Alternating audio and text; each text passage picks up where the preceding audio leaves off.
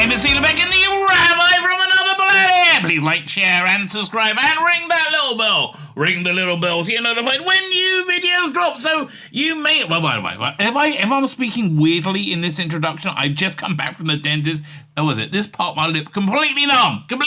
Feels like it's not there. Very strange. So I won't try and drink water in front of you because it won't work out well. It won't be good, okay? Bottom line, it will not be good. Anyway, what is good, though, is, you may not notice, this is the 60th anniversary year of Doctor Who, so Doctor Who magazine are having one of their intermittent polls. They did it in, 98, early 2000s, 2014, and that... So, I'm finding this fascinating. I really did, because most interesting thing is seeing the changing face of fandom, like the changing face of how fandom relates to Doctor Who, and the changes are I find interesting. However, I will say when we got to the Fourth Doctor, they got it right. I agree with most of their choices and their places. I don't like the way they're doing it though. They're doing it like they're picking the top 3 from each era, and then they're putting it. I mean, that's basically so you have Jodie Whittaker in the top 12, I guess, whatever. What is that? There's top 12, 24, 30, top 36. You'll have Jodie Whittaker in there somewhere, right? They'll probably bump her up however they can.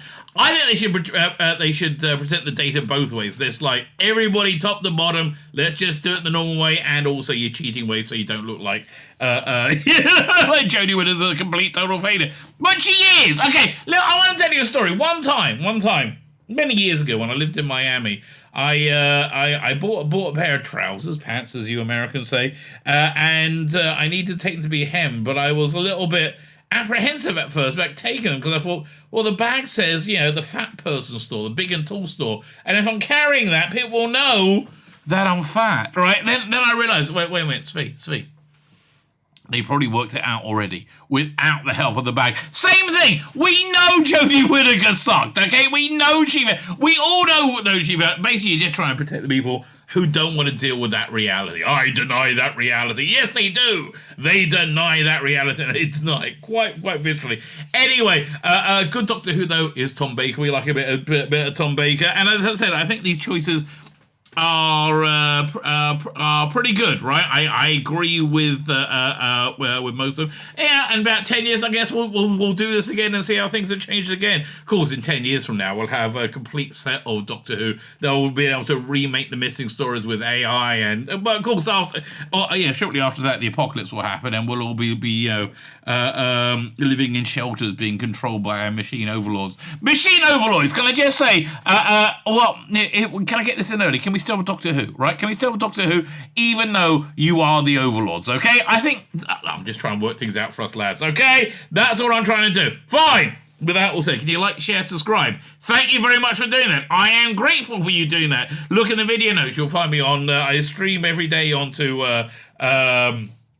Rumble, onto Twitter, and onto YouTube, 5 p.m. UK time. Come and join us for a live stream. We go in all different wibbly-wobbly directions and take the piss. Then I take the best bits and I make little videos out of them like this. Okay, and that's a circle of life, baby. That is a circle of life for YouTubing in 2023. Anyway, I digress. Like, share, subscribe, comment. You want to be super nice to me, head over to Rumble, subscribe to me there. That is a platform that is absolutely the best for me. So thank you very much. Like, share, subscribe, comment.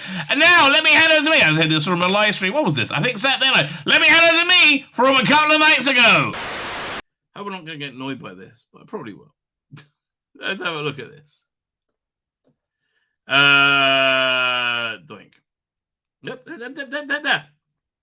I think City of Death at the top is about right. I actually agree with that. It was number 2 in 2014, number 4, and then number 5. Well, in the 80s, City of Death was really looked down upon, right, for being too silly. It was the hiatus years that made it become popular.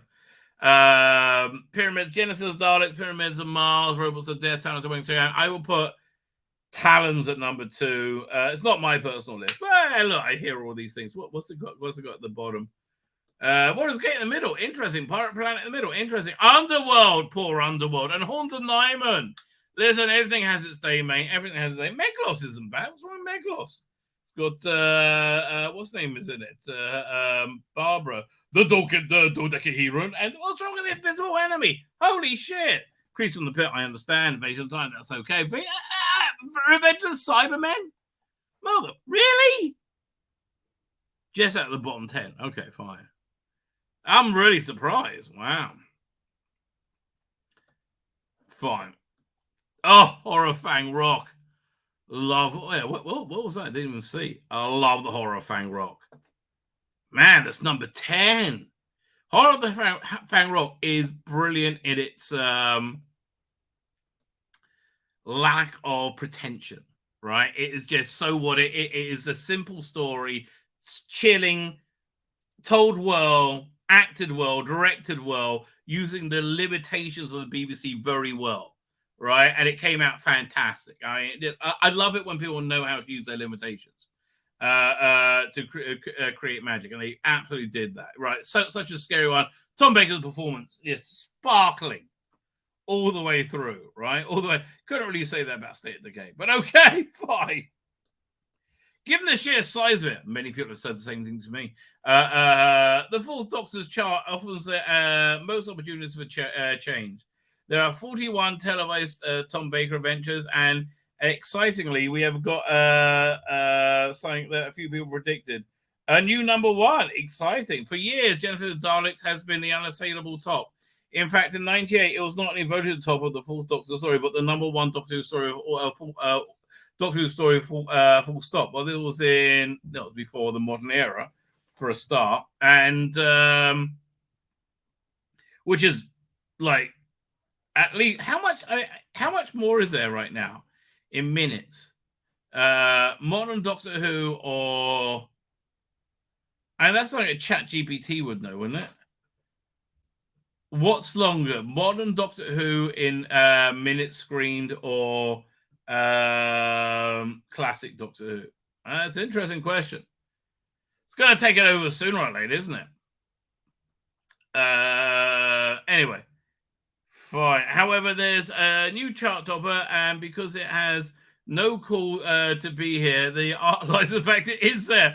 As the pretentious Parisian art gallery visitor might tell you, yes. It's just delightful, right? And look, you can tell Lala Ward and Tom Baker were having ridiculous sex all the way through that, right? All the way through Paris, they were having crazy wild sex. She was dressed as a schoolgirl for most of that story, and that wasn't an accident, right? Lala Ward was, how can I put this? Very clearly in heat for Tom Baker, right? Very into him, right? And you could that bleeds through the story. And then you got the Douglas Adams script, which is wonderful, right? What a wonderful bottle. So violent. In 98, it was not the fifth most popular story from Baker the years, 7 years, but it nudged up to the fourth in 2009. Last time round, it was nipping at the heels again. It's because Rusty Davis liked it. Rusty Davis said in an interview that was his template to revive Doctor Who with. His template of what Doctor Who was. All right. That's what he showed Julie Gardner, right? And that's the vision they got on. 2020, it finally takes the crown, extremely close. Those two stories move forward into the final round with Pyramids of Mars and Robots of Death. I wonder how Jodah's top stories are going to fare against those. Robots of Death, which missed out by the tiniest margins, but it's average out at 9 out of 10 would almost have been enough for it to progress in most other Doctors categories. So, okay, that's also true. The competition here is fierce. The fifth place, we find Thanos Wing Chiang, which slides out of the top three this time around, though. It's still well regarded. Its average score is the lowest to date. Interesting. Pirate Planet. We scan down the rest of the chart. It's unclear whether there's been no upswing of popularity for the bottom four stories. Underworld, which adrift at the foot of the table. However, few movers elsewhere stand out. Douglas Adams' The Pirate Planet has never been beloved as a synonymous co-write City of Death. It moves up to 17th place. That's a lot higher than it was. Notably higher than the 2014 and the 2009 position. Okay, 21st and 26th. The other stories reaching new peak are the Horrors of Fang Rock. Oh, love it. State of Decay, that's interesting. And Face of Death and Sunbakers, Nightmare in Eden and The Creature Pit. While the last two stories from the Douglas Adams script editor season 17 are still ranked fairly low overall. Placements provide yet more evidence that the humorous tone of the era is slightly more appreciated now than it used to be. Well, yeah, again, we weren't. Here's the thing. Back in the time, we were in the day, we were very uptight. The Doctor Who wasn't a children's show, it wasn't a comedy, but it was a serious show, right? It was because we lacked legitimacy, right? And when you lack legitimacy, you insist on legitimacy, and you freak out when you get told you weren't legitimate, right? Kind of like, let's say, if you think, I don't know, cups of coffee have penises, right? Cups of coffee, if you think, and you insist on it, and you're like, no, they're penises, and when we say no, they don't, they get very mad at you, and you know they have penises, really, yeah. So don't say that. Yeah, it's kind of like that. We weren't able to deal with the humor. We weren't comfortable enough with it, right? And it came from an era where it was extremely successful. We were in an era when it was extremely unsuccessful. So that's why it really didn't do very well. Of course, you can't have climbers without fallers. Although Planet of Evil made great strides in previous polls, it's previously improved from 22nd to 17th to 14th. It now tumbles back to 24. Meanwhile, three stories keep moving up and down. Moving down are Deadly Assassin, unbelievable. 6th in 98, 8th in 2009. And 27 now slips to 10th. I'm surprised. Mask of Mandragna, 15, 18, 19, 26. Okay. Sontaran Experiment goes from 21 to 27. All these photos are from the first three series produced by Philip Hinchcliffe, regarded as a high benchmark for the whole. Is a fan. I'm like, again, how are you going to put Jodie's episodes against any of these? You can put the top three Jodie against the bottom three of these. Right, the top three Jodie against Underworld, Halls of Nine, and Meglos. Yes, not even close. Oh, not even close. Oop, there we look at that last time. Doink. So yeah, let's look at the top three. Two of your top three Fourth Doctor stories prove the Doctor ability to spin gold out of straw. And hastily assembled script editor rewrites, ultimately credited as pseudonyms. In Pyramids of Mars, Robert Holmes reworked the Curse of the Mummy tomb-style stories into a Doctor Who framework. In the process, he and director Paddy Russell constructed the epitome of heightened macabre, a kind of heightened macabre era of the early Fourth Doctor. Yes! They were very good at doing the chilling horror thing. Right, that's why it got interestingly. That's why it got so silly, right? Because that made it beloved by students, right? Philip Hinchcliffe noticed around season 13 that he's got a much bigger student audience, right? And they started to lean into that, right? But that's how essentially Douglas Adams ended up leading it in the show. He was a very student writer, right? He was from that world, right? But it's because several years earlier it started getting popular with students, with the macabre, as they were saying. Yeah, exactly. Where are we up to? Pyramid feels like I've totally lost some place. Hide and Macabre of the early 40s. It's no surprise how highly rated the story is. A vote for Pyramid Mars feels like a vote for the whole Doctor Who, whole style of Doctor Who. It does, right?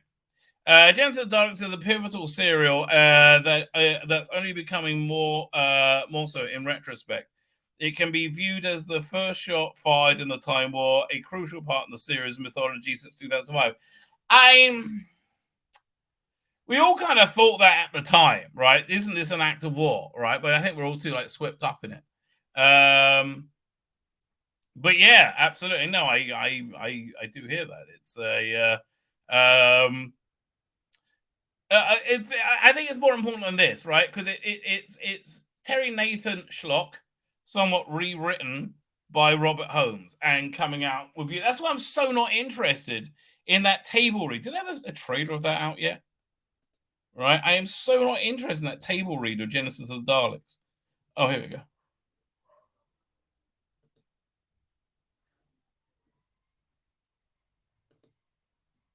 Have we listened to this already? You can't hear if I play it through here. I know I have to download and make a video of it.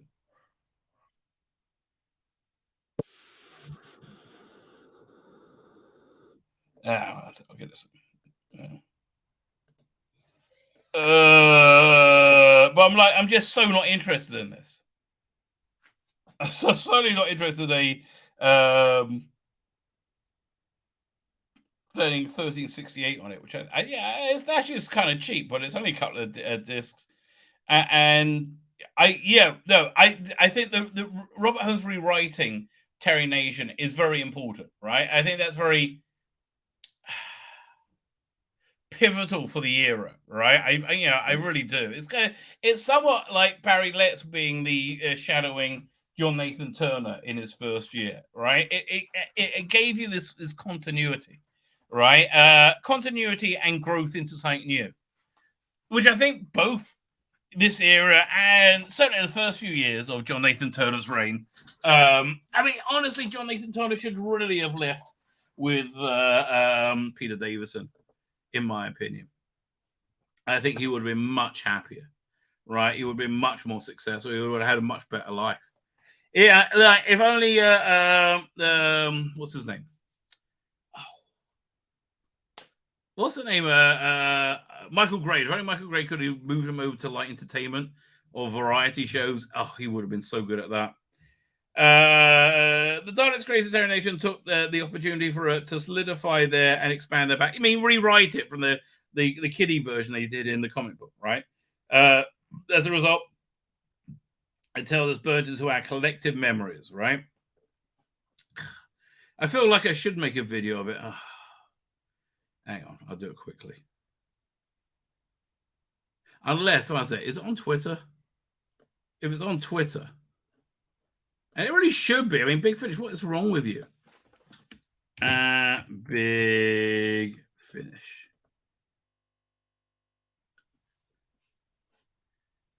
War Doctor. No, where is it? Well, that's kind of freaky. Okay. The Arc Network. Time Slip, no. Why is this trailer not on Twitter, right? Which has to be as a video. It just seems really kind of painfully dumb to me.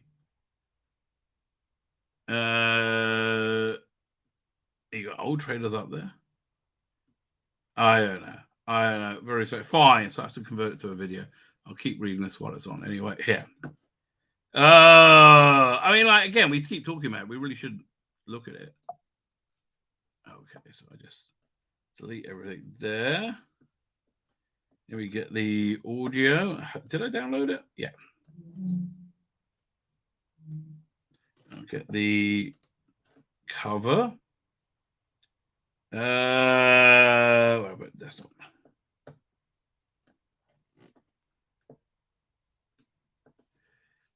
And there we go. Again, why is it not on Twitter for me to just download the video of it from there?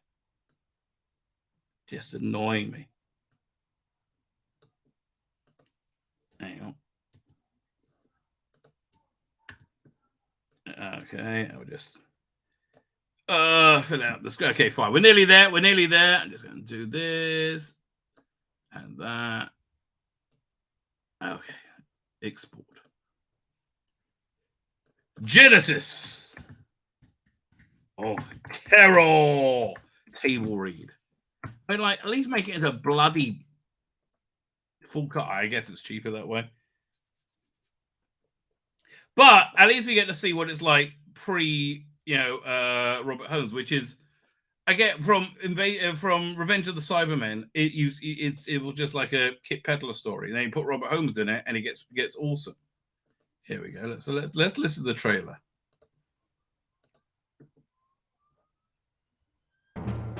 From Big Finish Productions, the worlds of Doctor Who, the lost stories. We dislike ordering you into a mission that is virtually a death sentence. Death sentence. Daleks, Genesis of Terror. How am I to be involved? We wish you to enter the time circle and return to Skaro. Not my favorite planet. The TARDIS is in limbo. She materializes in a garden where a Time Lord is waiting for me. He directs me to go to... I mean, I like hearing Tom Baker read anything. I can read the phone list, but your phone book. But I think it's only the first episode as well, isn't it? Skaro at a time before the Daleks have evolved to try and stop their creation. The Time Lord gives me a bracelet to transport me, Harry, and Sarah to Skaro. And we arrive in the middle of a war between the Khalids and the Thals. The Doctor speaks with compassion. Okay, right now I'd rather listen to the LP of Genesis of the Daleks. Seems even the dead have a part to play in this war. Propped up to make it appear that the trench is fully manned. Doctor, Harry, have a look at this. You know, I always assumed that was Robert Holmes. I didn't see that. That's interesting. I also not Terrence Dix. Not Terrence. I mean, not what's his name? Terry Nathan. In seconds, the Thal troops are leaping over the sandbags and dropping into the trench. Some have bayonets fixed to their rifles. Finally, they're fighting with whatever they can get hold of. They'd eventually have to resort to swords, bows and arrows. Out of the gloom glides a machine. A primitive Dalek. For primitive, it's just a Dalek painted black. Much to the satisfaction of Davros. Exterminate! Big Finish, for the love of stories. I've bought this story how many times over now? LP, VHS, DVD, Blu-ray. Yeah, you got what, 4 times out of me? Don't think you're getting 5 of this. Yeah, it's just weird. I don't know. Fine. So in Doctor Who, even if you haven't seen it, yes, there's a bit of capture escape padding in the middle, but one of the strongest moments is the Artindale director David Maloney give the same griminess he brought to the early episodes of the War Games. War Games is awesome. Oh, War Games is really just awesome. War Games and Case of Androzani are interesting, and they're both final stories that are probably the best story for the Doctor. I know, I like 2. Our top 3 all deal directly with the implication of time travel, which surprisingly rare for Doctor Who. That is true. That's interesting. Where Pyramids, where the Doctor's offering to drop Sarah off in a ravaged 1980, has him pondering the morality of genocide and what it may avert future suffering. And the winner, City of Death, gives us a villain splintered through time that facilitate our crimes. It's so Douglas Adams, right? Eventually, Douglas Adams was a wise man who needed to pressure a deadline. Yet he will be using AI to write his scripts now. Yet miraculously, the script he turned out with some assistance from producer Graham Williams hangs together quite brilliant. It really does. It's a very solid bit of plotting. It is. I might watch that tonight. Ooh, I might be in the mood for that. Yeah. Whereas many other stories in the era have suffered production shortcomings, this one boasts a lovely aesthetic that That wasn't just due to location film in Paris. That's also true. Again, it was from Lala Ward being on heat for Tom Baker, right? She is clearly into Tom Baker all of this time. I mean, and you know, once you put sexual friction into your view of Doctor Who, a lot of things changes. I mean, certainly if you're watching State of Decay, Adric was John Nathan Turner's masturbatory fantasy, very obviously, right? And like, basically, he made Perry what he thought straight people's masturbatory fantasy was. Didn't get it so wrong.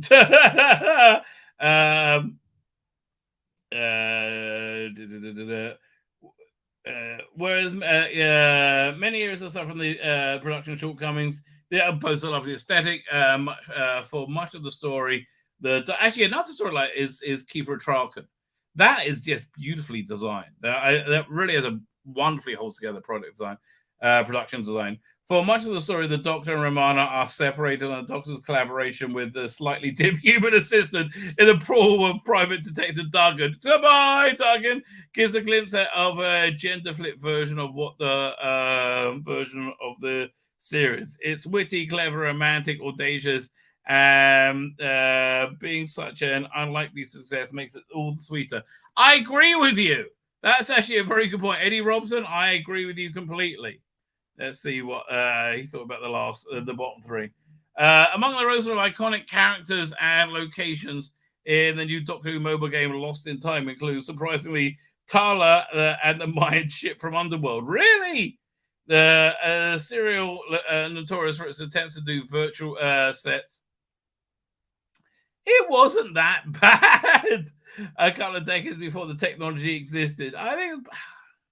Do I have any Underworld in a format that put that play? I think it's all AVI. Let's have a look. Unless I can't remember. Hang on. Still got Citadel to watch. That was on Citadel. I'm glad there's only 2 more left of it now. And 1 more after this one. I'm just like, yeah. It's not very good. It's fun. It's silly. It's watchable, right? But man, is it stupid, right? Meanwhile, Silo, very, very watchable. Not stupid at all, right? Not stupid at all. Let me see. Underworld, Horror Fan Road, Invisible, and Underworld. Yeah, no, I just have it as AVIs, I'm afraid. But yeah, I don't think it's that bad. But like all Bob Baker and Dave Barton scripts, some interesting ideas remain at the heart of it, having been put in the response to Williams' enthusiasm for exploring the Time Lord script. Scripter Anthony Reed's keen interest in mythology. Perhaps those myths are not just old stories of the past, but maybe prophecies of the future. So, okay, I'm reasonably happy with how the Fourth Doctor came out. I think Rusty Davis has been a good influence over fandom in regards to the Fourth Doctor, right? Again, I just don't understand the genesis of like why are they bothering that big finish? It baffles me. It really genuinely baffles me. It's weird, right? It's absolutely weird. But it's Tzvi Lebetkin, the Rabbi from another planet! Please like, share, and subscribe, and ring that little bell. Ring the little bell so you're notified when new videos drop.